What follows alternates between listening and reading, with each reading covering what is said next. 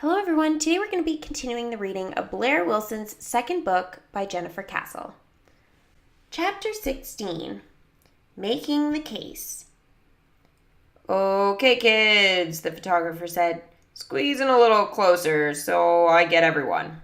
My whole class was seated in front of the community service all-stars sign in our school lobby. I sat in the first row with Thea and Eli. We were each holding up a jar of awesome sauce. They were from a separate batch I'd made with my mom and Abby. "Ready to rock?" Miss Lewis called out from her spot. "Ready to roll," we all shouted, and a camera flash went off. "This looks perfect," said the photographer, checking the display on his camera. "It should run in the paper next week, along with an article about what your students did for Helping Hands." "Are you guys ready to claim your spot in the case?" Miss Cheeger asked. Lots of voices shouted at once.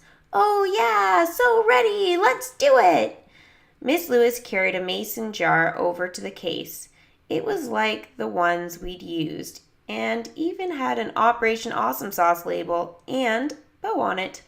But instead of actual sauce, it was filled with red tissue paper and orange, yellow, green, and white paper confetti. Miss Cheeger had made a sign that said Miss Lewis's 5th grade 2019 to 2020, and we'd all signed our names. Miss Lewis slid open the case. "Here you go, front and center." Miss Cheeger placed the sign in the spot, and Miss Lewis put the jar of pretend sauce below it. Then she closed the case and stepped back. "How's that for our mark on Bluefield Elementary?" I whispered to Thea.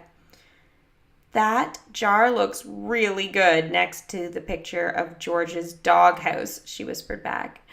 Hopefully our display would inspire other students for their community service challenge project for years to come. Just then, a class of younger kids came filing past the lobby. I spotted Abby in the group. She saw me and waved. "It looks like Abby's forgiven you," Thea said. I nodded. We had a great time picking more vegetables and making another batch of sauce. "Hey, Blaire," Abby called. "Don't forget my birthday's on Sunday. You owe me lunch." I laughed and said, "I remember."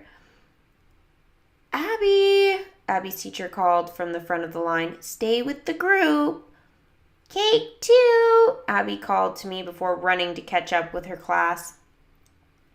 Back in our classroom, Miss Lewis gathered us all on the carpet. "So, Blaire," Miss Lewis said, "what will you remember most about this experience?" Abby's face popped into my head. "The people I've met along the way," I said. Then I thought about Marco. I'll also remember that helping doesn't have to mean one big, splashy project. Helping means showing up again and again until a problem is solved. "Those are fantastic things for all of us to remember," Miss Lewis said.